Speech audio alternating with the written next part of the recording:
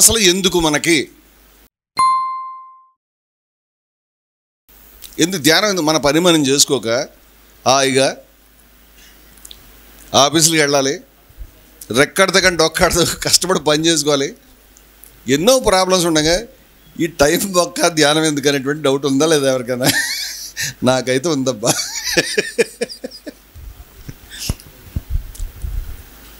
Time waste కదా అని. నేను మొట్టమొదట ధ్యానం గురించి బాగా ప్రాచుర్యంలో వస్తున్నటువంటి స్కూల్స్ హైదరాబాద్లో ఉన్నప్పుడు నేను చూసి చాలా ఆశ్చర్యపడి, ఇంత టైం ఎలా ఉంది వీళ్ళకని. విజయవిహారంలో నడుపుతున్నప్పుడు కూడా నేను ఈ ధ్యానంలో చూసి నేను ఏమనుకున్నాను అంటే, వీళ్ళకి టైం ఎలా కలిసి వచ్చింది? నవ్వు ముఖాన రాసిన వాడిని చూస్తే నా చెయ్యి బాంబు కోసం వెతుకుతుందని శేషేంద్ర పోయం రాశాడు. అట్లా ధ్యానం చేసిన వాళ్ళని చూస్తే నాకు కూడా మండుతూ ఉండేది. ఎంత తీరిగ్గా ఉన్నారు వీళ్ళు, పని పాట లేకుండా. 2 గంటలు చేశారంటే ఇంకా నా కోపం ఇంకా తట్టుకోలేము. కోపం అంటే లోకం అంటే కరెక్ట్గా ఉంటుంది. నాకేం గౌరవం ఉండేది కాదు. ఏదో ఒకటి ఇప్పుడు చాలాసార్లు చాలామంది చెప్పడం వల్ల మనకి కొన్ని నమ్మకాలు వచ్చేస్తాయి, అందరూ చెప్తుంటే. నేను ఎప్పుడు అలాంటి స్ట్రీమ్లో ఏది కాలుష్య ప్రవాహంలో కొట్టుకెళ్ళేవాడు మృతజీవి, ఏటుకు ఎదురుదేవుడు కదించేసి మనం ఎదురెదడం అనేది ఫస్ట్ నుంచి చచ్చిపోయిన శవాలే కొట్టుకెళ్తాం. మనం ఎప్పుడు కొట్టుకెళ్ళాము. మనం బతుకున్నాడు ఎవడు కొట్టుకెళ్ళాడు, ఈస్తాడు. నువ్వు బతుకున్న ఉండగా సింబల్ అంటే ఎదురెదడం. ఇప్పుడు నేను బాగా ఈ ధ్యానం ఎందుకు అని ఆలోచించి చాలా కాలం ధ్యాన వ్యతిరేకమైనటువంటి స్కూల్లో ఉన్నాను అని చెప్తున్నాను. ధ్యానం అనేది ఏదో ఉంటుందని అని ఆలోచించి ఏంటబ్బా దీని విలువ అని నేను ఏకాగ్రత అయి ఉంటుందని అనుకుని నేను ఒకప్పుడు ఆలోచించి చెప్తున్నాను. ఏకాగ్రత అంటే ఒక పని కాన్సన్ట్రేటెడ్గా చేయడం మంచిదే కదా. కానీ నా గురించి నేనేమనుకున్నానంటే, నేను ఏ పని చేసినా దాంట్లో జీవిస్తాను. ఒక ఆర్టికల్ రాస్తుంటే నా చుట్టూ అదే తిరుగుతూ ఉంటుంది, ఇంకేం మాట్లాడను అసలు. నేను విజయవిహారంలో అందరికీ తెలుసు, నేను ఒకేసారి 4 ఆర్టికల్స్ రాయలేకపోయేవాడిని. అంటే పత్రికలో 80% నేనే రాసేవాడిని. కానీ అది రాసిన తర్వాత ఇంకోటి మొదలు పెట్టాలంటే ఇది అవ్వాల్సిందే, అది బయట పడాల్సిందే లోపల. ఆ హింస అనుభవిస్తే కానీ ఇంకో దాంట్లో కానీ. కొంతమంది ఏంటంటే దాంట్లో 2 వాక్యాలు దీంట్లో 2 వాక్యాలు అవధానం చేసేవాడు. నా వల్ల అది కాదు. ఇది ఎందుకంటే సబ్జెక్ట్లో ఇమ్మర్స్ కావడం వల్ల జరుగుతుంది. ఇది అంటే నాకు అర్థమైంది, నేను దేంట్లోన్నా పూర్తి ఏకాగ్రత ఉంటున్నాను. నేను ఇలా అనుకుని పాజిటివ్గా ఆలోచించి నాకు అక్కర్లేదు, నేను ఏకాగ్రత ఉంటున్నాను కదా, నాకు దీంతో కూర్చుని ముక్కుని దీన్ని చూసి ఏమి సాధిస్తాను నేను వదిలేశాను. తర్వాత కదిన్యాసి పంథ మనకు ఆవిష్కరణ జరిగింది. నేను ప్రతి ఒక్క కాన్సెప్ట్ని, ప్రతి ఒక్క సిద్ధాంతాన్ని, ప్రతి ఒక్క ఆలోచనని, ఈవెన్ ప్రతి ఒక్క మనిషి యొక్క ఐడియాలజీని కూడా అగైన్ అండ్ అగైన్ మళ్ళీ పునరాలోచన మళ్ళీ పరిచయం చేసుకోవడం చేస్తా. కానీ ఎప్పుడు ప్రీకన్సీవ్డ్ నోషన్లో ఉండను. అంతే జీవితంలో చాలాసార్లు నేను విమర్శించిన వ్యక్తులను చాలా గొప్పవాళ్ళని తర్వాత గమనించాను. జీవితంలో చాలా తప్పుగా ఐడియాలజీ అనుకుని చాలా గొప్ప ఐడియాలజీని గమనించాను. ఇదేం పనికిరాని శ్లోకం అనుకున్న దాని వెనకాల చాలా గొప్ప అర్థం ఉందని నేను తర్వాత ఎప్పుడో నేను విమర్శించిన వాటిని. అందుచేత అభిప్రాయాలు మార్చుకోవడం అనేది న్యాయం. మార్చుకోవడానికి సిద్ధపడాలి, మార్చుకోవడానికి రెడీగా ఉండాలి, సంసిద్ధంగా ఉండాలి. ఇది నా ఉద్దేశం. దాంట్లో ఈ ధ్యానం అనేటువంటిది కూడా వస్తుంది. భారతదేశంలో మనకి different schools, different thoughts, different religions అనే మాట నాకు ఇబ్బంది పడుతున్నాను, అందుకని తక్కువ పడుతున్నాను. రకరకాల స్కూల్స్ అంటే నాకు కంఫర్టబుల్గా ఉంటుంది. ఇవి ఈ ధ్యానాన్ని అనుసరించాయి, వాళ్ళదైన సొంత ధ్యానాన్ని అనుసరించాయి, దాన్ని ఇంప్రూవైజ్ చేసినాయి, ఇంకా చెప్పినాయి. రకరకాల స్కూల్స్ రకరకాల పద్ధతులు చెప్పినాయి. అంటే ధ్యానానికి you don't have a single model. ఇది గుర్తుపెట్టుకోండి మీరు. అది మెడిటేషన్ మాకు తెలుసు కదా, మేము ఇలా కూర్చుంటాము ఈ ముద్రలో, ఆ తర్వాత శ్వాస మీద అంటే అది కాదు. ఇది నీకు పరిచయమైన మోడల్. ఇది ఒకటే అని అనుకోకు, there are so many models. ఇది అర్థం కాకుండా చాలామంది వాడికి తెలిసిన మోడల్ అది ఒకటే. ధ్యానం అది తెలీదా, ధ్యానం వచ్చాడు మాకు మీరు చెప్పకలేదు నువ్వు అనే టైప్ ఉంటారు కదా. ఇప్పుడు మళ్ళీ ఈ కొత్తదోడు వచ్చి పడింది ఇక్కడ, ఈ కదిన్యాస్ ధ్యానం అనేది. ఇప్పటికి కూడా కదిన్యాస్ ధ్యానం అని నాకు అనుమానంగా ఉంది, నేను చెప్తున్నాను. ఎందుకంటే దీన్ని ధ్యానం అనకూడదేమో డౌట్ నాకు. ధ్యానానికి సంబంధించి మేజర్ స్కూల్స్తో ఇది డిఫర్ అవుతుంది. ఇది ప్రాబ్లం. ఇది దీంతో డిఫర్ అవ్వాలని డిఫర్ అవ్వట్లేదు, డిఫర్ అవుదాం అనుకుని అవుతున్నది కాదు. అది దానికి అనిపించింది, అది చెప్పింది, చివరికి చూస్తే అది తేడాగా ఉంది. అలా ఉందామా తేడాగా? This must be debated. ఇది మనం మళ్ళీ ఆలోచించుకోవాలి. ఇప్పుడు పర్పస్ ఆఫ్ ది ధ్యానం, భారతదేశంలో అనేక రకాలైన ధ్యానాలు ఉన్నాయండి, అనేక రకాలైన ఆలోచనలు ఉన్నాయి. ధ్యానానికి చెప్పినటువంటి అర్థాలు అనేకం ఉన్నాయి, ఆ అర్థాలు మారుతూ ఉన్నాయి. ఉదాహరణ యోగా. యోగా అంటే ఏమిటి? యోగా అంటే ఏమిటి చెప్పండి, ఎవరైనా చెప్తారా? యోగా అంటే ఏంటి? యోగా అంటే ఆసనాలు, ఎక్సర్సైజ్, అంతే కదా మనకు తెలిసింది. ప్రపంచంలో యోగా అంటే మన కళ్ళ ముందు అదే గుర్తొస్తుంది కదా. కానీ మీరు ఏది సన్యాసమితి ప్రాహు యోగం తమ విద్ధి పాండవ అని ఏమిటి శ్లోకం ఉంది, దాంట్లో ఏమిటి ఏది సన్యాసమో నేను రాసి కథ్యాస్పత్రంలో ఉంటుంది, అదే యోగం అంటే అని. ఈ యోగం అంటే సన్యాసం కృష్ణుడు చెప్పాడు. ఏది సన్యాసం అని చెప్పకూడదు, అదే యోగం అంటే అని చెప్పాడు. హెడ్డింగ్ ధ్యాన యోగం అని పెట్టాడు. ధ్యానము రెండు వేరువేరని కాదు, యోగం అంటే సన్యాసమే అని. చాలా ఆశ్చర్యమైన విషయం అంటే ప్రాచీనమైన అనేక భావాల్లో నేను ఇందాక సన్యాసం అంటే పరిత్యాగం అనే మీకు ఇంకా బెటర్ కాయిన్డ్ వర్డ్. పరిత్యాగం అనేది ఒక భావం ఉన్నది. ఈ భావాన్ని ఎగరగొట్టేశారు. ఎగరగొట్టి దీన్ని ఫిజికల్ ఎక్సర్సైజ్ చేశారు. చాలా డేంజర్ ఇది. ఫిజికల్ ఎక్సర్సైజ్ గురించి కాదు వాళ్ళు చెప్పింది, కూడా చెప్పారు. అలాగే ఇంకా అనేక విషయాలు. ఇప్పుడు ఉదాహరణకి శ్వాస మీద ధ్యాస. ఎందుకు చేస్తారు శ్వాస మీద ధ్యాస? చాలామంది ఇది బుద్ధుడు చెప్పాడు అంటారు. బుద్ధుడు 6 సత్యాలు చెప్పాడు. 6 సత్యాలు దాన్ని ఎందుకు పెట్టలేదనే ప్రశ్న నాకు ఉండిపోయింది. ఎందుకంటే అసలు శ్వాస మీద నేను ఎందుకు ధ్యాస పెట్టాలండి? నేను ధ్యాస పెట్టడం వల్ల ఏమైనా శ్వాస పీలుస్తున్నానా? ఏ ధ్యాస పెట్టనటువంటి యానిమల్స్ కూడా శ్వాస తీసుకుంటున్నాయి, వదిలిపెడుతున్నాయి. నేను ఎందుకు చూడాలి దాన్ని నేను అడుగుతున్నాను. దానికి ఏదో పర్పస్ ఉండాలి కదా. ఇది ప్రశ్న అంటే ఇలాంటి ప్రశ్నలకు సమాధానాలు చెప్పాలి. మీరు వేసుకోవాలి, వెతకాలి, అప్పుడే మీకు సబ్జెక్ట్ దొరుకుతుంది. అర్థమవుతుందా? Very serious. సిల్లీ క్వశ్చన్స్ కాదు నేను అడుగుతున్నది. ప్రతిదాన్ని నేను అడుగుతాను, ఎందుకు, వై అని అడుగుతాను. ఈ వై లేకుండా చాలా వై లేనటువంటి స్కూలు. మీరు కథిజ్ఞాస ధ్యానంలో, కథిజ్ఞాస బంధాల్లో, జయభారత ఆలోచనలో, లేదా వ్యక్తిగతంగా నేను చెప్పే మాటల్లో దేన్నైనా మీరు వై అని అడిగితే నా దగ్గర సమాధానం ఉంది, చెప్తాను. చెప్పలేకపోతే తెలియదు అని చెప్తాను. దాన్ని సమాధానం లేకుండానే చెప్పాను, ఇది అహేతుకమైనది ప్రతిపాదన అని చెప్తాను, మార్చుకుంటాను అవసరమైతే. వివేకానంద దేవుడున్నా సరే సైంటిఫిక్ సిస్టమ్ ప్రకారం ఉండాలని ఉంటాడు. ఈ అనుమానం లేదు, మీరే వరి కావద్దని చెప్పాడు. అసలు రీజన్ లేకుండా మతం ఉండడానికి వీళ్ళని చెప్పినట్టు వివేకానందుడు. అందుచేత హేతు జిజ్ఞాసని అనుష్ఠించింది మహానుభావుడు ఆయనే.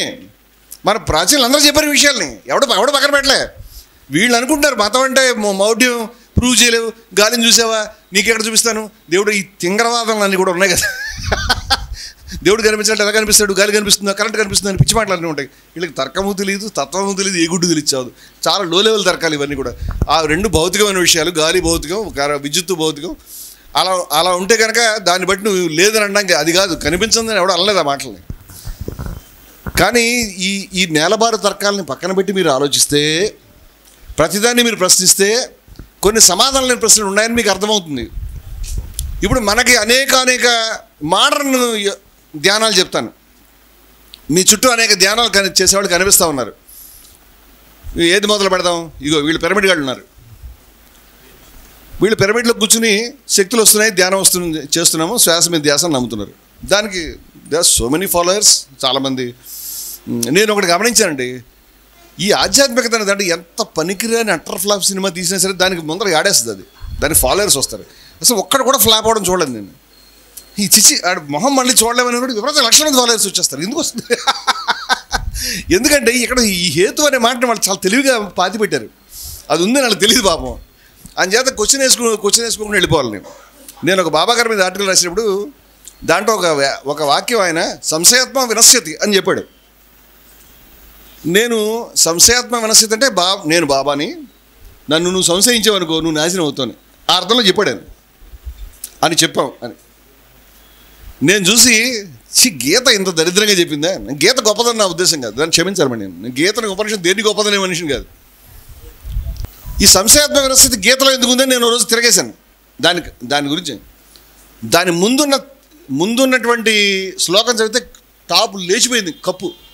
దాంట్లో ఏం చెప్పారంటే, జ్ఞానం అనేటువంటి ఖడ్గంతో, జ్ఞానాసి అనే శబ్దం వాడారు. జ్ఞానం అనే ఖడ్గంతో నీ సంశయాన్ని విచ్ఛిన్నం చేసుకోవాలి, నీ యొక్క మౌఢ్యాన్ని కోసేయాలి. ఈ విషయం మీద నీకు అనుమానం ఉంటే నువ్వు నశిస్తావన్నారు. దేని మీద? జ్ఞానం అనే ఖడ్గం మీద. బాబా మీద కాదు. అప్పుడు తిరగబడుతున్న జనరేషన్ చేతిలో మెరుపుకాంతుల జ్ఞాన ఖడ్గం అని ఆ స్లోగన్ ఏదైతే నేను విజయవిహారానికి 5 ఏళ్ల క్రితం కాయిన్ చేశానో అది భగవద్గీత, నాది కాదు. ఆ విషయం అప్పుడే చెప్పాను. జ్ఞానాసి జ్ఞానప్లవే, వాళ్ళు ఎంత గొప్ప మాటలు. జ్ఞానం అనే తెప్ప, జ్ఞానం అనే ఖడ్గం, జ్ఞానం అనేటువంటి జ్యోతి, అంత జ్ఞానమే. ఎక్కడ జ్ఞానాన్ని తగ్గించలే వాళ్ళు. వీళ్ళు అజ్ఞానం అనేటువంటి ఖడ్గం, మౌఢ్యం అనేటువంటి తెప్ప పట్టుకు తిరుగుతున్న వెధవలు వీళ్ళు మళ్ళీ గీత పడతారు అక్కడ. అందువల్ల మీరు సంశయించడానికి మొహమాట పడకండి, ప్రశ్నించడానికి అనుమానించకండి, ఏ ప్రశ్నకి భయపడకండి. ఇది అడగచ్చు, ఇది అడగకూడదు ఏమీ లేదు. వీళ్ళు పిరమిడ్. ఇంకో స్కూల్ ఏంటి, ఈ చక్రాలని ఈళా పింగళం అనేటువంటి నాడులు ఉంటాయి. 6 7 చక్రాలు ఉన్నాయి. మూలాధారము, స్వాధిష్టానము, ఆజ్ఞ, అనాహత, రకరకాల చక్రాలు. ఆఖరణ సహస్రాలని ఇక్కడ మాడు మీద ఉంది. ఈ చక్రాలు ఓపెన్ అవుతాయి. వీటిని ఓపెన్ చేసుకోవాలి, ఎడగాల మీరు కష్టపడి. ఇదొక స్కూలు. ఇంకా రకరకాల స్కూల్స్ ఉన్నాయి. భ్రూమధ్యం మీద దృష్టి పెట్టమని, ఇంకేదో చేయమని, లేకపోతే నాలికని ఇలా తిప్పి ముక్కులు అందుకోమని అని అదే పని చేస్తుంటారు వాళ్ళు కూర్చుని. ఎంత వీలైతే అంత. నాలికని వెనక్కి తిప్పుకోమని, అప్పుడు మీకు అమృతం తగులుతుందని. ఇలాంటివి ఉన్నాయని నమ్మడానికి కూడా ఆశ్చర్యం లేనటువంటి విచిత్రమైనటువంటి ఉన్నాయి. అటువంటి ప్రాక్టీస్ చేస్తారు పాపం, కష్టపడుతుంటారు దాని మీద పడిపోయి. ఎన్నో బాధలు పడతారని చూస్తే ఇది వివేకానంద దగ్గరికి ఎవడో వచ్చి నా నీళ్ళ మీద నుంచి నడిచాను అని నేను చెప్తే, మీరు ఇలా రెండని తీసుకెళ్ళి ఆ నద్దెరి తీసుకెళ్ళి అటు నుంచి ఇలా నడిచి వచ్చాయండి. ఆయన తలకాయ పట్టుకుని ఎన్నాళ్ళు కష్టపడ్డాడు, 40 ఏళ్ళు అనండి. ₹10 ఇస్తే దాటిస్తారు కదా, దాని మీద 40 ఏళ్ళు తగలబెట్టారు. 24 గంటలు గడ్డలు మేసాలు రకరకాలుగా పెంచుకుని ఇలా ఒక ఆయన చెయ్యి ఎత్తి పట్టుకున్నాడు. అదొక ధ్యానం అండి. అలా ఉంచాడు చెయ్యిని. 40 ఏళ్ళు 50 ఏళ్ళు అది మొత్తం ఎండిపోయి చెక్కలాగా దారుణంగా తయారైంది. చెయ్యి వాడుకోమని ప్రకృతితో దేవుడు ఎవడొకడు ఇచ్చాడు నీకు, దాన్ని చెక్కలా ఎందుకు చేయడం, ఎవడు చెప్పాడు నీకు పిచ్చి పనులు ఎందుకు చేస్తున్నావు? ఇక వాడికి క్వశ్చన్ లేదు. అది పై గర్వం ఆనందం కూడా, వాడి మొహం వెలిగిపోతుంది. అబ్బా ఏం కనిపెట్టాను నేను. ఇలాంటి వెర్రిమొర్రి వ్యవహారాలన్నీ ఉన్నాయి. ఈ పిరమిడ్ అనేటువంటిది మోడర్న్ కాలంలో ఇంత దరిద్రం నేను చూడలేదు అసలు. వీళ్ళు ఎన్ని అబద్ధాలు చెప్తారంటే అంతు పొంతు లేదు దానికి. పిరమిడ్ అనేటువంటిది భారతీయులు ఎవరు కూడా తయారు చేసింది కాదు. అది ఈజిప్ట్లో శవాలను పెట్టడానికి పిరమిడ్లు కట్టారు. ఓకే, ఈయన ఏం చెప్పాడు, నేను స్పీచ్ విన్నాను ఆయనది. మహానుభావుడు చనిపోయాడు.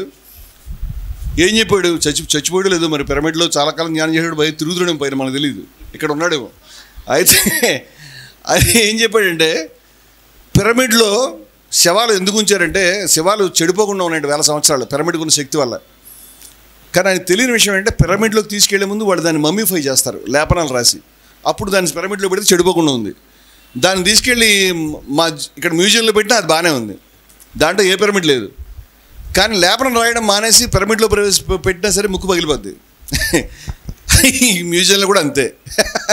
సీక్రెట్ వాళ్ళు రాసిన లేపనాలను చెప్తే పిరమిడ్లో లేదు, అక్కడ ఏ శక్తులు లేవు. ఎవడ చెప్పండి నీకు ఇది? దాంట్లో కూర్చొని ధ్యానం చేయడం. దాని గురించి ఆయన ఎన్ని విచిత్రమైన మాటలు చెప్పాడంటే, అరటిపళ్ళు ఏదో పళ్ళు చెప్పాడు. ఆ పళ్ళని తీసుకెళ్ళి ఆయన కొనుక్కున్నాడట. దాని మీద పిరమిడ్ పెట్టాడట, పిరమిడ్ ఉంచాడట, కొన్ని బయట ఉంచాడట. బయట నుంచి నువ్వు వెంటనే చెడిపోయినట్ట, పిరమిడ్లో పెట్టి చెడిపోలేదంట. అంచేత 2 రోజులు అయిన తర్వాత అది వాటిని తిన్నాడంట. నాకు అనుమానం వచ్చింది, అది తినకుండా ఉంటాను బాగుండేవాడు అయినని. ఎందుకు వచ్చిందో వీడికి తేడా అని. ఇలాంటి వెర్రిబాగుల మాటలు అన్నీ చెప్పి దానికి అప్పుడప్పుడు బుద్ధుడిని, అప్పుడప్పుడు ఇండియాని, ప్రాచీనతని అన్నింటినీ వాడి పడదొప్పుతున్నాడు. ఇప్పుడు పిరమిడ్ ధ్యానం గురించి నేను ఏం చెప్తానంటే, ఓషో చెప్పిన మాట గుర్తొస్తుంది నాకు. ఆయన బాగా చెప్పాడు ఈ మాట. ఏది అబ్రహాం కోవర్కి రాసినటువంటి ఒక లేఖలో, a letter to an irrational rationalist అని చాలా గొప్ప ఫిలాసఫికల్ డాక్యుమెంట్ అది.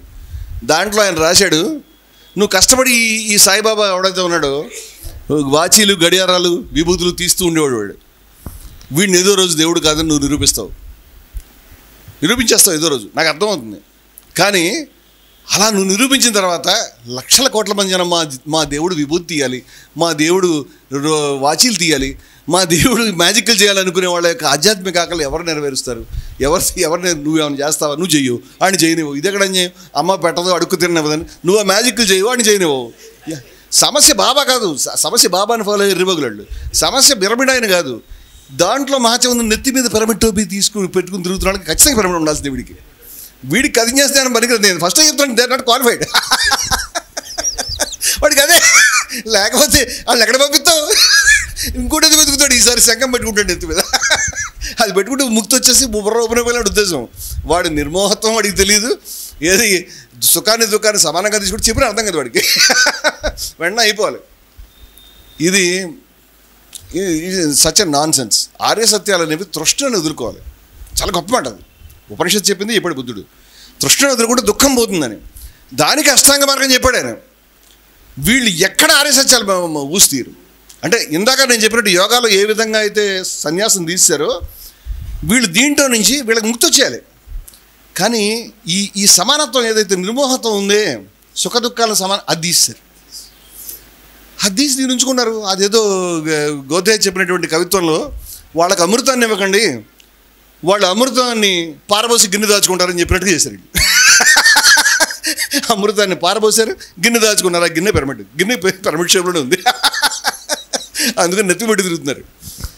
మిగతా మతస్థులు కూడా ఇదే పని చేస్తారు. వాళ్ళు they are behind the ritual, running behind the rituals, running behind the bloody concepts, running behind all irrational subtle things. అసలు విషయం తత్వాన్ని వాళ్ళు పక్కన పడేశారు. ఇది చాలా డేంజరస్ విషయం.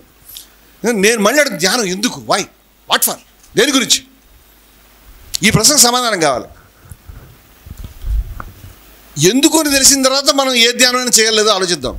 నేను ధ్యానం ఎందుకు రమ్మంటావు అని అడుగుతున్నాను నేను. అలాగే ఇందాక చెప్పినటువంటిది I'm very sorry, it may be looking very intellectual, looking very ancient, చాలా గొప్ప ప్రాచీనమైనటువంటి ఆలోచనగా కనిపిస్తుంది. కానీ వెరీ సారీ, ఈ చక్రాల వ్యవహారం ఏమి దానికి ఏ రకమైనటువంటి హేతువు ఎవిడెన్స్ లేదు. ఐఎమ్ వెరీ సారీ, లేదు. ఏ చక్రం లేదు, గడిది గుడ్డు నీ మొహం.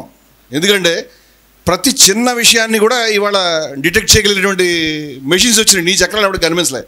నువ్వు చెప్పిన ఏడా పింగళ నాడులు కనిపించలేదు. అదంతా మానసిక భావన.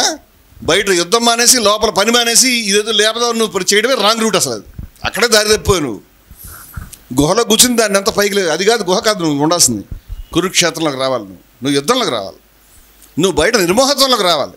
నువ్వు సమదృష్టిని అలవాటు చేసుకోవాలి. నీకు వేరే షార్ట్ కట్స్ లేవు. ఈ షార్ట్ కట్ రూట్ వెతకడం తప్ప అసలు నువ్వు. నేను కాదు, మహానుభావుడు అనేటువంటి Dayananda I'm very much inspired.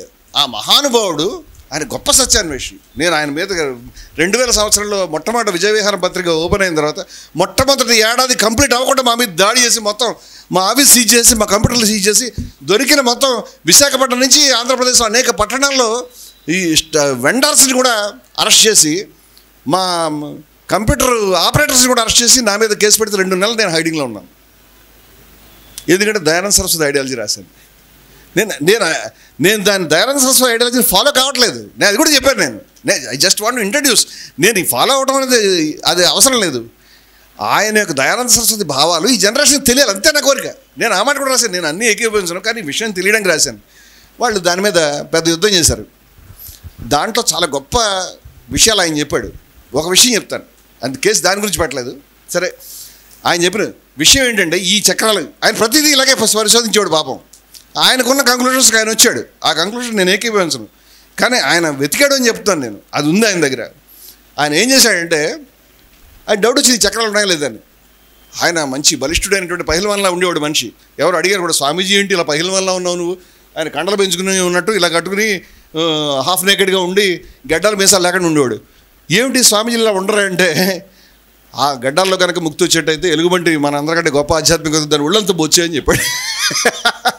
నిన్న మొన్న ఎవరో నామాలు కాల్చి చేసుకుంటారంటే, కాల్చి నామాలు వేసుకుంటే ముక్తి వచ్చి మొత్తం దూకరాదు, దాంట్లో బాడీ అంతా కాలుతుంది, ఇప్పుడు ఇంకెక్కువ ముక్తి వస్తుందని చెప్పాడు. ఇలా కాల్చుకు తిన్నాడు అందరిని. ఆయన ఒక నదీ తీరాన ఉన్నప్పుడు ఈ పుస్తకాన్ని తీసుకుని, చక్రాలు ఉన్నాయి, ఆయనకి తెలుసుకోవాలని ఆకాంక్ష. అదృష్టవశాత్తు దురదృష్టవశాత్తు ఆ టైంకి ఒక శవం కొట్టుకెళ్తూ కనిపిస్తుంది ఆయన ఆ నదిలో. ఆయన బలిష్ఠుడు కాబట్టి ఆ నదిలోకి దూకి ఆ శవాన్ని ఒడ్డుకు తెచ్చి ఒక కత్తి తీసుకుని దాన్ని ఆయన స్థానాలు స్పష్టంగా తెలుసు ఆయనకి.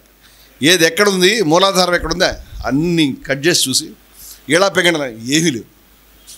ఛీ, ఇంత అబద్ధం చెప్పారని ఆ శవాన్ని నదిలో పడేసి ఈ పుస్తకాన్ని కూడా చించి అక్కడే పడేసి వెళ్ళిపోయాడు. అక్కడ దానికి సబ్జెక్ట్ నాన్ సెన్స్ ఇది.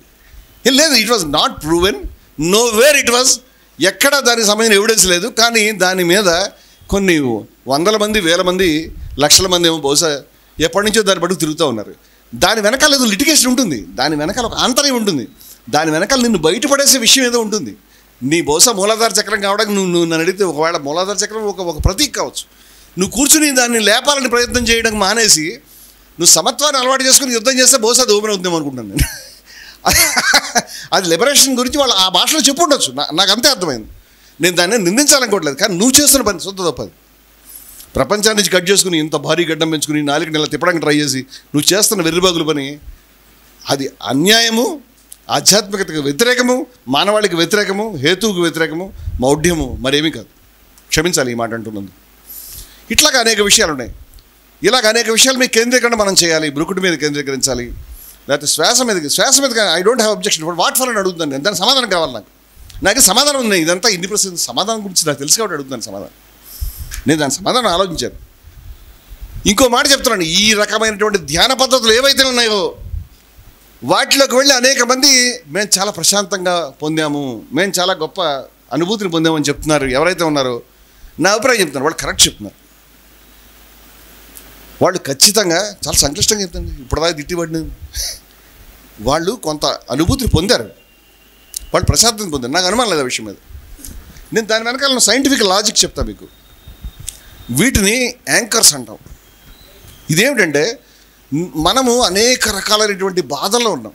మనసు ప్రతి నిమిషం కూడా మన ఆవేదనని, మన ఎక్స్పీరియన్స్, మన అనుభూతుల్ని, మంచివి చెడ్డవి, నన్ను తిట్టారు, నన్ను అవమానించారు, మీరు నా మాట వెళ్ళలేదు, నాకు ఎగ్జామ్ పోయింది, నాకు 100 గొడవలు ఉన్నాయి, మా ఆవిడ తన్ని తగిలేసింది, మా అబ్బాయి పరీక్ష పోయింది, ఇవే కదా బాధలన్నీ కూడా. నిద్ర పట్టట్లేదు, ఏం చేయాలి తెలియట్లేదు, తిరుగుతూ పిచ్చోళ్ళగా. నాకు ప్రశాంతత కావాలి, దుఃఖం నుంచి నివారణ కావాలి. దీన్ని భవసాగరం అంది ఆధ్యాత్మికత. దీని నుంచి బయట ఎలా పడాలి, దీని నుంచి ఎలాగా, ఈ బంధం నుంచి ఎలా బయటపడాలి? వీళ్ళు నీకు తాత్కాలికమైన రెమెడీ ఇస్తున్నారు. గమనించాలి నువ్వు ఈ విషయాన్ని. వాళ్ళు 5 నిమిషాలు నీకు అది మర్చిపోయేలా చేస్తున్నారు. వాళ్ళు ఏం చెప్తారంటే ఓకే ఫర్గెట్, నువ్వు శ్వాస మీదే దృష్టి పెట్టు. అవి పక్కన పెట్టాను, వదిలేను, బయట తీశాను వదిలాను.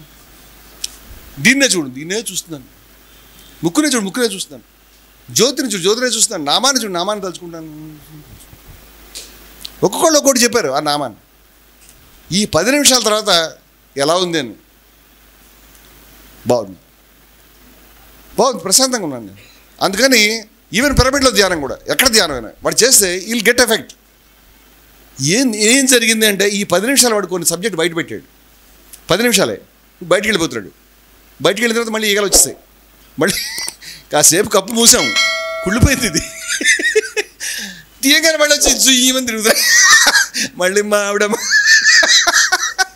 ఇది తీయలేదు, ఇది తీయమని చెప్పలేదు వీడు. ఈ దోమల మురిగుడ్లోంచి ప్రొడ్యూస్ అవుతుంటే ఈ మురిగుడ్డ తీసిరా అని చెప్పకుండా కాసేపు వాడేదో లేపనం రాశాడు, కుట్టినా తెలియలేదు నాకు, అయిపోయింది అంతే. దీన్ని యాంకర్ అంటాం. అంటే యాంకర్ అంటే లంగర్ అంటాం చూడండి. ఈ పడవలు కొట్టుకుపోకుండా అలలకి దాన్ని ఏం చేస్తారు, ఒడ్డుకి లంగరేస్తారు. అప్పుడు ఏమవుతుందండి, వాడు యాంకర్ అని చెప్పండి, నేను చెప్తున్నాను, అని చెప్పినాడు అన్నారు. అయితే ఇట్లా పడవ ఆగిపోయింది, ముందర కొట్టుకెళ్ళలేదు. ఈ పడవ కొట్టుకెళ్ళదని నాకు మా ధైర్యం వచ్చింది, లంగరేసాం కాబట్టి దీనికి, అంతే కదా. ఈ లంగర్ ఒక మంత్రం, ఈ లంగర్ శ్వాస మీద ధ్యాస, ఈ లంగర్ పిరమిడ్, ఈ లంగర్ సంథింగ్ ఎల్స్, నీ గురువు యొక్క బొమ్మ ఏదో ఒకటి ఆ కాసేపు వేసావు, అర్థమైందా? ఇది ఆశ్చర్యపోయే విషయం ఏంటంటే ఇన్ని బాధల్లో ఉన్నట్టు పవన్ కళ్యాణ్ సినిమాకి వెళ్ళాడు. ఆడు పిచ్చమాటలేవో మాట్లాడతాడు, సినిమాలు అంతా కూర్చుని అదబ్బా ఇదబ్బా అని మాట్లాడతాడు, ఏదో పిచ్చికెంతులు వేసాడు ఇంకో. ఆ కాసేపు అన్నీ మర్చిపోయి ఎగురితే సంతోషపడిపోతాయి.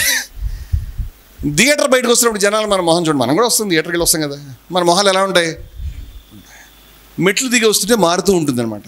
బైక్ తీస్తాడు కింద, బండి తీస్తాడు, ఇంటికి వెళ్తున్నప్పుడు ఇంట్లో ఇప్పుడు ఏం చెప్పాలి, అప్పుడు మొదలవుతుంది. ఇప్పుడు రేపు పొద్దున్న డ్యూటీకి వెళ్ళాలి, ఇవన్నీ వచ్చేస్తామండి. నేను ఈ కాసేపు నువ్వు సంతోషంగానే ఉన్నావు కదా అన్నాను నేను. దీనికి దానికి ఏంటి తేడా? బ్రహ్మానందం సినిమా చూసావు కాసేపు వీడియోలో, ఆ జోకులు వేస్తే ఇరగబడి నవ్వావు, మనకి ఇలా అంటే ఇంకా 2-3 వస్తాయి, అవి కూడా నవ్వావు, అయిపోయింది. నీ ప్రాబ్లం అక్కడే ఉంది. ఆ కాసేపు నమ్మితే నీ ప్రాబ్లం పోయిందా? పోలేదు. ఈ ధ్యానానికి దీనికి ఏంటి తేడా అంటాను నేను. ఈ ధ్యానం చేసినటువంటి పని ఇవి కూడా చేస్తున్నాయి, వీటిని కూడా యాంకర్సే అంటాం. నిన్ను కాసేపు ఈ ప్రశాంతత నీకు దొరికింది, ఈ ప్రశాంతత నీకు ఈ 5 నిమిషాలు 10 నిమిషాలే కావాలా, 24 గంటలు వద్దని అడుగుతాను నేను. 24 గంటల నరకము, 5 నిమిషాల ప్రశాంతత, ఇది వాళ్ళు ప్రామిస్ చేస్తుంది. అవునా కదా? లేదు మేము తప్పు చెప్తున్నాం అంటే ఏది? ఈ 24 గంటలు కూడా ఈ ప్రశాంతత రావడానికి నీ టెక్నిక్లో ఏముంది నాకు తెలుసుకోవడానికి? I just want to know. నీ టెక్నిక్లో మిగతా 23 గంటలు 55 నిమిషాలు కూడా నాకు ప్రశాంతత రావడానికి నువ్వు ఏం పెట్టావు, నాకేం నేర్పించావు అని అడుగుతాను. ఏమీ లేదు వాడి దగ్గర, ఏం లేదు. కానీ ప్రాచీనం దగ్గర ఉంది, దాని పేరు నిర్మోహత్వం. అది లేదు వీడి దగ్గర. ఆర్య సత్యాలు ఉన్నాయి, అవి లేవు వీడి దగ్గర. అవి కట్ చేసావు నువ్వు, అవి బయట పడేసావు పిచ్చోడా. దాన్ని మానేసి శ్వాసమే చూడమంటాడు ఏంటి వీడు? దుఃఖానికి కారణం తృష్ణ, దాన్ని వదులుచుకోమని చెప్తే బాగుండేది. అప్పుడు నీకు పిరమిడ్ అక్కర్లేదు, మొత్తం కప్పు లేచిపోతుంది, ఆ పనిలో ఉంటావు.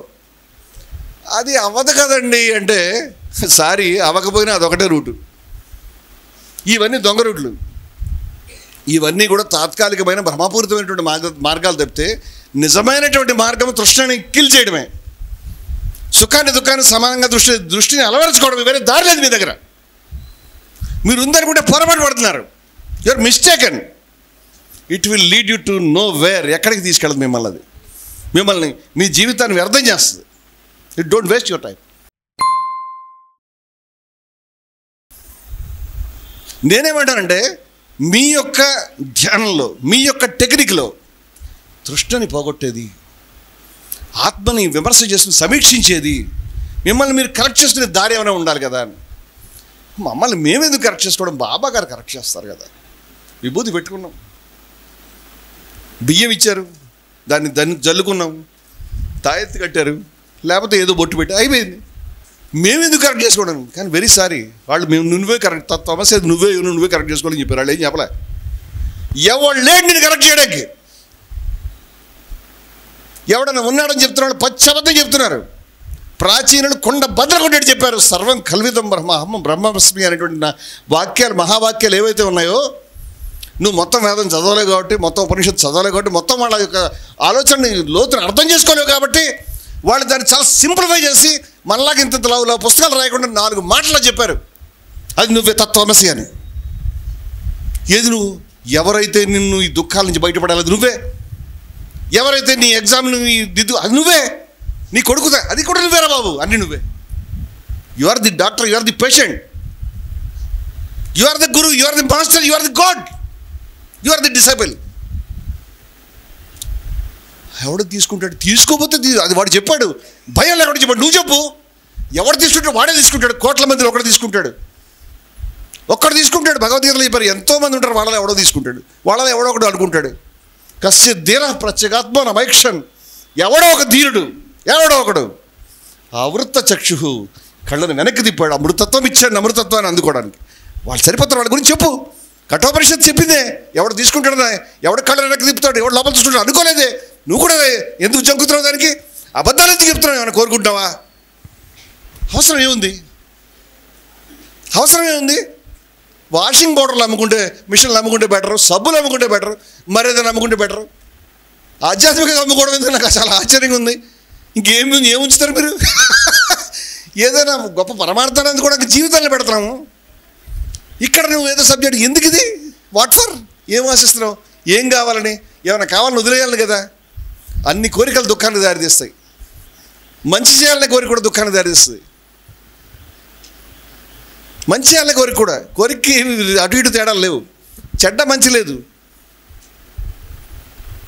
మన దేవుడు నిర్గుణుడు. దేవుడు అనే వాడు ఉంటాడు. దేవుడు అనే కాన్సెప్ట్ వాళ్ళు చాలా చాలా జాగ్రత్తగా కాషస్గా వాడినటువంటి వర్డ్స్ అవన్నీ కూడా.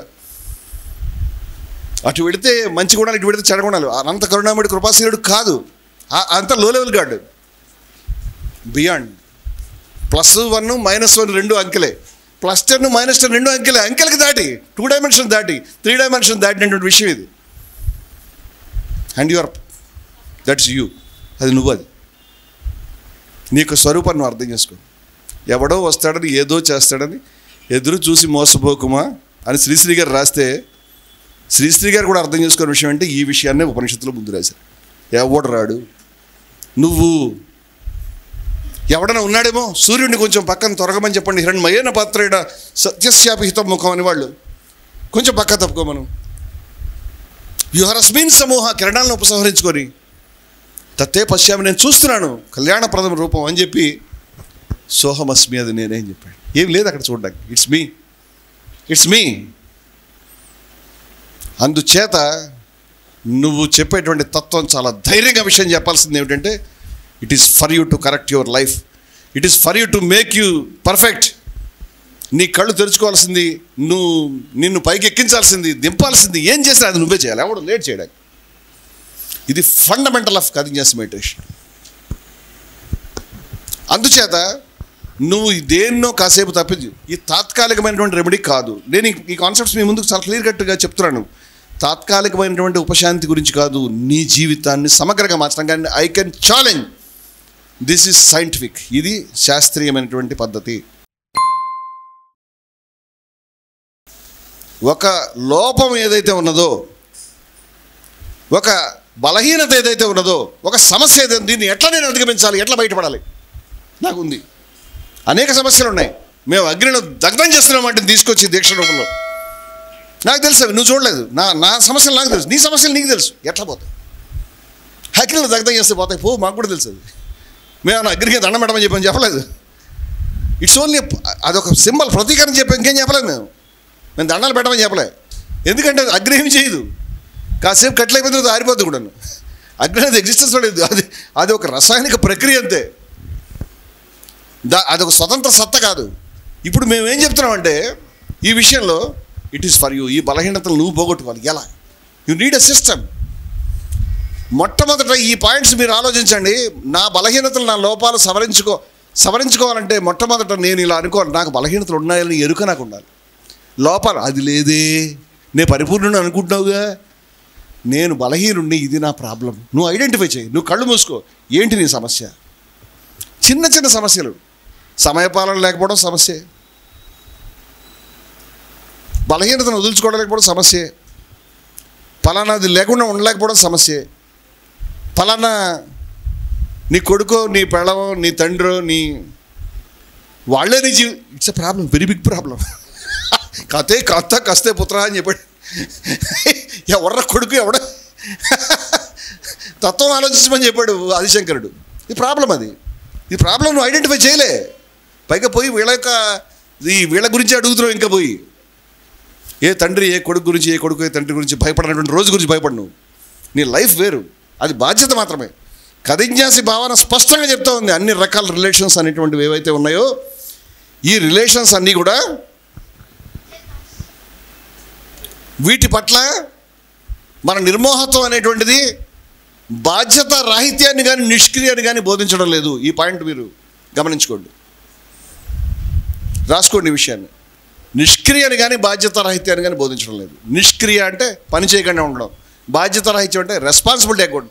నీ కొడుకు పట్ల, నీ భార్య పట్ల, నీ తండ్రి పట్ల, నీ స్నేహితుడి పట్ల ఏదైనా సంబంధం నీకు ఉండాల్సిన రెండు, ఒకటి బాధ్యత, రెండు ప్రేమ. వీటిని మనం కాదనట్లేదు. నీకు ఉండకూడదు ఏంటంటే ఇదే సర్వస్వం అనే అభిప్రాయం. ఇది ఉండకూడదు నీకు. This is ultimate, I'm living for them. నేను నా కొడుకు గురించి బతుకుతున్నాను, వేరే ఏం లేదు నాకు. వాళ్ళని మంచిగా చేయడమే నా జీవితం. ఇది తగ్గించు. It's only a responsibility, nothing else. ఇది గమనించాలి నువ్వు అన్ని బంధాల పట్ల. ఏది ఉండకూడదు, ఏది ఉండాలనేది. దీని కథింజాసి బంధ యొక్క నిర్మోహత్వం అది. ఈ విషయాన్ని మనం గమనించాలి. ఇప్పుడు మన ధ్యానం అనేటువంటిది మన లక్ష్యాన్ని చేరుకోవడానికి పనికి రావాలి. ధ్యానం అనేది గోల్ కాదు, టూల్. ధ్యానం అనేది లక్ష్యం కాదు. నీ లక్ష్యం ధ్యానం కాదు. నీ లక్ష్యం పరమసత్యాన్ని సాక్షాత్కరించుకోవడం. నీ లక్ష్యం జీవిత సాఫల్యం. నీ లక్ష్యం ధ్యానం కాదు. ధ్యానం అనేది ఒక టూల్, ఒక ఇన్స్ట్రుమెంట్. అది అందుకోవడానికి నీకు ఇన్స్ట్రుమెంట్. అంచేత నువ్వు ధ్యానాన్నే గోల్కి చూస్తే చాలా డేంజర్. అది కుటుంబ బంధాల పట్ల మనకు ఉండాల్సిన రెండు, బాధ్యత, ప్రేమ. ఈ రెండు తప్ప ఉండకూడదు ఏమిటంటే ఇదే సర్వస్వము, వీళ్ళ గురించే జీవిస్తున్నాను, ఇది ఉండకూడదు. అది లిమిటెడ్. ఇది కాకుండా నీ లైఫ్ యొక్క లక్ష్యము, నీ జీవన సాఫల్యం వేరే ఉన్నాయి. జీవన పరమార్థం వేరే ఉంది. కుటుంబం బంధం జీవన పరమార్థం కాదు. నీ కొడుకు జీవన సాఫల్యం కాదు, కానే కాదు. నువ్వు గుర్తుపెట్టుకోవాలి ఆ విషయాన్ని. అది కూడా కన్నా కాబట్టి వాళ్ళకి, లేకపోతే కనాల్సిన అవసరం కూడా లేదు. కనకపోతే ఆ గొడవ కూడా లేదు, గొడవ లేదు. ఇంకా కన్నటువంటి వాళ్ళని లేకపోతే వాళ్ళని వదిలేసి నాకైతే ఇప్పుడు అలా అనిపించట్లేదబ్బా అని చెప్పి బయటపడడానికి వీల్లేదు. మేము యాక్సెప్ట్ చేద్దాం. అసలు విషయం లేనటువంటి సబ్జెక్ట్ అయింది. ఇది వేస్ట్. దీనికి ఇదే టూలే లాగుతుంది పైకి, కానీ దీని గోల్ మర్చిపోయింది. గోల్ ఏంటంటే నిర్మోహత్వం. ఇది గమనించాలి. అందుచేత ఇప్పుడు మనం ఏం చేసినా కదిజ్ఞాసి లక్ష్యాలు 12 వైపు నడవడం అనేటువంటిది లక్షణాలుగా ఎంచుకున్నటువంటి వాళ్ళు కదిజ్ఞాసులు. ఈ 12 లక్ష్యాలు ఏవైతే ఉన్నాయో వీటిని లక్షణాలుగా ఎంచుకున్న వాళ్ళు కదిజ్ఞాసులు. ఎంచుకుంటే అయిపోదు, వాటిని లైఫ్లోకి తీసుకురావడానికి ఒక ఇన్స్ట్రుమెంట్ కావాలి. అది కదిజ్ఞాసి ధ్యానం. సో కదిజ్ఞాసి ధ్యానం యొక్క పెరిఫరీ, దాని యొక్క ఆలోచన, దాని యొక్క సారము, దాని యొక్క పర్పస్, ప్రయోజనం వేరుగా ఉన్నాయి. ఇది కదిజ్ఞాసి వాల్యూస్ నీ లైఫ్లోకి తీసుకురాడు. ఇక్కడ ఉన్న ప్రతి మనిషి కదిజ్ఞాసి విలువల్ని అనుష్ఠిస్తూ ఏదో ఒక శాతంలో వెలుగుతూ ఉండాలి. ఇది రావడం గురించి కదిజ్ఞాసి. ఇప్పుడు మనం చెప్తున్న ధ్యాన పద్ధతి దీనికి అనుగుణమైనదేనా, అలా చేయగలుగుతుందా అనే ప్రశ్న మనం వేసుకోవాలి. ఇప్పుడు ధ్యాన పద్ధతులు నేను చెప్తాను. ఈ ధ్యాన పద్ధతుల్ని మీరు గమనించండి. కదిజ్ఞాసి ధ్యానం మన పతాకం ఏదైతే ఉన్నదో, ఈ జయభారత్ యొక్క పతాకం, దీన్ని మనం 2వ లెవెల్ ధ్యానంలో వాడుకోవడం మొదలుపెట్టాం. దీన్ని 2017లో మనం ఈ పతాకాన్ని అఫీషియల్గా ఆమోదించాము. కదిజ్ఞాసి భావన ఆవిష్కరణ జరిగినటువంటిది జూలై 2, 2015 సంవత్సరం నుంచి కదిజ్ఞాసి డే మనం జరుపుకుంటున్నాము. ఈ 12 లక్షణాలకి సింబల్గానే ఈ 12 నక్షత్రాలు ఉన్నాయి ఇక్కడ. సో మొట్టమొదటి కదిజ్ఞాసి మెడిటేషన్ ఏమిటి? కదిజ్ఞాసి మెడిటేషన్కి ఎట్లా ధ్యానం చేయాలి? చాలామంది ధ్యానం ఎలా చేయాలి తెలియదు. ధ్యానం అంటే చాలామందికి కళ్ళు మూసుకుని లేవడం, కాసేపు కూర్చుని, అందరితో పాటు కాసేపు కూర్చుంటాం. ఇలా చూసి ఎంతమంది కూర్చున్నారో లెక్కేసి బాగుండదు. మనం ఒక్కళ్ళు వెళ్ళిపోతే బాగుండదు కదా. ఇక ఎంతసేపటికి వెళ్ళట్లేదని ఎవరో వంశీలు అంటే వాళ్ళు ఇలా సీరియస్ కూర్చుని ఉంటారు. కొంతమంది వంశీలు అంతా తిట్టుకుంటూ ఉంటారు. నిజంగా మరీ సీరియస్గా చేస్తాడు అబ్బా. ఇద్దరు లేవగానే మన వాళ్ళు అమ్మాయి అనుకుని లేచలే. ఇది తప్పితే మనం ఏం చేస్తున్నామని. చాలా చోట్ల ధ్యానం అంటే కళ్ళు మూసి తెరవడం, ఎందుకంటే ఏమి లేదు. ఇప్పుడు ఇవన్నీ చాలా క్లిష్టమైన సమస్యలు ఉన్నాయి. ఆ టైంలో మనం ఆలోచనల్ని ఆపేసేయాలి, ఆలోచనల్ని స్తంభింపజేయాలి, ఆలోచనలు ఖాళీ చేయాలి. Mind emptying. రకరకాల మాటలు, రకరకాల ఇంగ్లీషు, రకరకాల సంస్కృతం అన్నీ కలగలుపుగా పెద్ద పెద్ద విషయాలన్నీ చెప్పేస్తారు. అవన్నీ మనం జడ్జ్ చేసుకోలేము. వాటి మీద పడినప్పుడు కామోస్ మనకెందుకు కూర్చొని గొడవ అనుకుంటాం మనం. ఇలాంటివి ఆలోచనలు చేయకుండా ఉండడం సాధ్యం కాదండి. It just impossible.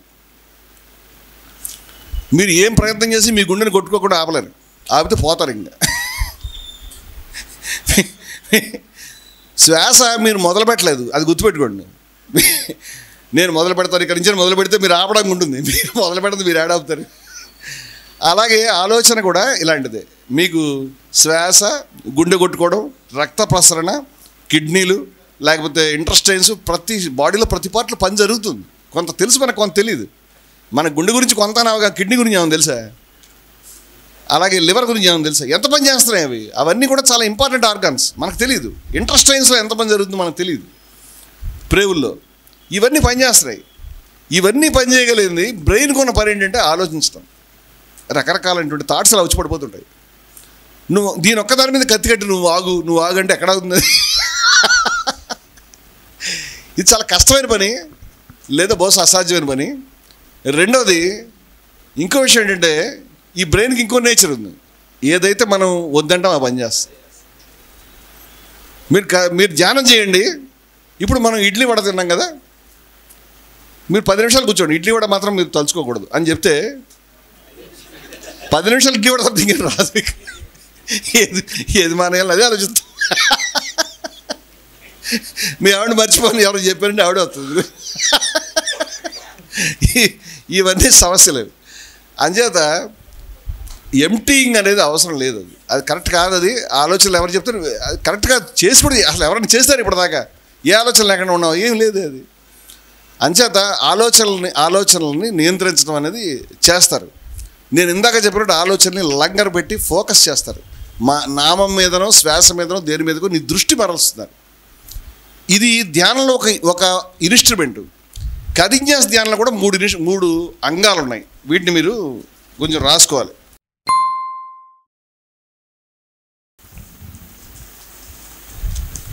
గుర్తుపెట్టుకోవాలి. 3 కాంపోనెంట్స్ ఆఫ్ కదిజ్ఞాస మెడిటేషన్ అంటాం మనం. ఈ 3 కాంపోనెంట్స్ ఏంటంటే తెలుగులో అవగాహన, అనువర్తన, సవరణ. ఇంగ్లీష్లో చెప్పాలంటే అవగాహనని మీరు పర్సెప్షన్ అనొచ్చు. Perception, interpretation and correction. Perception అన్న అండర్స్టాండింగ్ అన్న తప్పులేదు, ఇంటర్ప్రిటేషన్ అన్న అప్లికేషన్ అన్న తప్పులేదు. సో మళ్ళీ చెప్తాను, అవగాహన అంటే పర్సెప్షన్. పర్సెప్షన్ అంటే మీ దృక్పథం, మీ దృష్టి అనమాట, మీరు చూసే విధానం, మీరు చూస్తున్నటువంటి దృష్టి. లేదా మీ అవగాహన. అవగాహన ఒక కాంపోనెంట్ అండి. అనువర్తన అంటే ఇంటర్ప్రిటేషన్, అన్వయం. ఇవన్నీ కూడా పుస్తకాల్లో ఉన్నాయండి. అవగాహన అంటే ఏమిటి? కథిన్యాసి యొక్క 12 విలువలు మీరు స్టడీ చేయాలి బాగా. మీరు వాటితో కుస్తీ పడాలి. బాక్సర్ కొట్టినట్టు ఏంటబ్బాయి నిర్మోహతో, ఏంటబ్బాయి ద్వేషరాయిని కొట్టుకోవాలి. అది మంత్రం చదివినట్టు చదవడం చాలా డేంజర్. ఏంటంటే అవగాహన అలా చదవకూడదు. అవగాహన అర్థం మీకు దాని యొక్క నిజమైన అర్థం ఏమిటో, దాన్ని ఏ అర్థంలో కనీసం ప్రయోగిస్తున్నాము. ఎప్పుడు నిజమైన అర్థం మనకి ఇంపార్టెంట్. ఏ అర్థంలో ఆ సబ్జెక్ట్ మాట్లాడుతున్న అదే ఇంపార్టెంట్. అది గుర్తుపెట్టుకోండి. మామూలు బయట కూడా శబ్దాన్ని దేనికి వాడుతున్నారు అది ఇంపార్టెంట్. వాడుతున్న వాళ్ళ నుంచి తీసుకోవాలి ఎప్పుడు కూడా. ఇప్పుడు కథిన్యాసి పంథ ప్రతిపాదనలో మనకు వచ్చినటువంటి ఈ శబ్దాలు ఏవైతే ఉన్నాయో వీటిని ఏ అర్థంలో ప్రయోగిస్తారు, ఏ అర్థంలో కథిన్యాసులు మాట్లాడుతున్నారు అనేది తెలుసుకుని నీకు సబ్జెక్ట్ పట్ల అవగాహన కావాలి. ఇది అవగాహన. అనువర్తన అంటే ఈ ఏవైతే ఉన్నాయో ఈ 12 విలువలు, ఈ 12 ఆదర్శాలు, వీటిని జీవితానికి అనువర్తింపజేసుకోవాలి. జీవన ఆచరణకి అన్వయించుకోవాలి. ఇంగ్లీష్లో చెప్పాలంటే ఇంటర్ప్రిట్ చేయాలి, లేకపోతే అప్లై చేయాలి, అప్లికేషన్. నేనేమన్నానంటే పర్సెప్షన్, ఇంటర్ప్రిటేషన్ అండ్ కరెక్షన్ అని చెప్పాను. పర్సెప్షన్ లేదా అండర్స్టాండింగ్ అనొచ్చు, ఇంటర్ప్రిటేషన్ లేదా అప్లికేషన్ అనొచ్చు, కరెక్షన్ అయితే సవరణ సరిపోతుంది. మూడోది ఏమిటంటే అన్వయించడం అంటే పోల్చి చూడడం అనమాట. అన్వయించడం అంటే ఏమిటి? నిర్మోహత్వం ఉంది, అది నాకు ఉందా? దేహపడుతూ ఉందా? కూర్చున్నా కదా ఇప్పటిదాకా లేవలేకపోయినా, ఇప్పుడు కూడా సఫర్ అవుతున్నాను. నాకు ఉండాల్సిన విలువ అది. నేను దాన్ని అన్వయించుకోవాలి జీవితంలో. అప్పుడు నాకు లేదని తెలుస్తుంది. అది ఉండాలి, సాధించాలంటే ఏం చేయాలో ఆలోచించుకోవాలి. దాన్ని సవరణ అంటాం, కరెక్షన్. ఈ 12 విలువలు కూడా 12 బండరాళ్ళు. వీటిని బట్టి బాదుకోవాలి మనం చాకరీ. లేదా 12 గీటురాళ్ళు, వీటిని గీసి చూసుకోవాలి. వాళ్ళు బౌద్ధంలో పారమిత అనేటువంటివి పెట్టారు. ఇవేమిటంటే ఇవి కూడా మెజర్స్ అనమాట. అంటే ఇవి అందుకోవాల్సినటువంటి లెవెల్స్ అవి. వాటిని మీరు అప్లై చేసి చూసుకోవాలి ఉన్నాయా లేదా అని. మన ధ్యానం చేసే పని ఇదే. ఏమిటంటే ఇది ధ్యానం కాకపోతే పులి కాకపోతే ఇంకోటి మనకు అవసరం లేదు, ఇదేం జంతువు అనేది. ఈ పని ఎందుకు చేస్తున్నామంటే అందుకోవడానికి చేస్తున్నాము. ఈ పని చేసేటప్పుడు ఈ విధానంతో చేస్తున్నాం. ఇది ఏమిటంటే అవగాహన, అనువర్తన, సవరణ. అంటే పర్సెప్షన్, ఇంటర్ప్రిటేషన్, కరెక్షన్. ఇవి మీకు ధ్యానంలో మీరు చేసే పనులు. ఇదే ధ్యానం. దీన్ని మనం రకరకాల పద్ధతుల్లో చేయడానికి ట్రై చేస్తాం, అది వేరే విషయం.